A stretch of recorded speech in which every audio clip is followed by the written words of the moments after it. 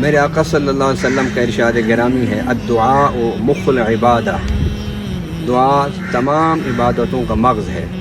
میرے آقا صلی اللہ علیہ وسلم نے فرمایا کہ جب کوئی بندہ دعا کرتا ہے تو اس حقیقت کا اعتراف کرتا ہے کہ میں عاجز ہوں، بے بس ہوں، میرے اوپر ایک ایسی ذات اور ہستی ہے جو سب کچھ کر سکتی ہے، اس لیے میں اپنی مایوسیوں میں، اپنی بے بسیوں میں، اپنی بیماریوں میں، اپنی تکلیفوں میں اس طاقتور ہستی کی طرف رجوع کرتا ہوں۔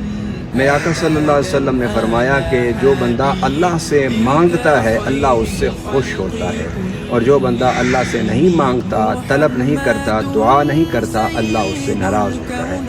آئیے ہم اس ہستی کی طرف کیوں نہ آئیں کہ جو ہستی مانگنے پر خوش ہوتی ہے اور اپنے خزانوں سے عطا کرتی ہے۔ بندے کچھ نہیں دے سکتے، اللہ سب کچھ دیتا ہے،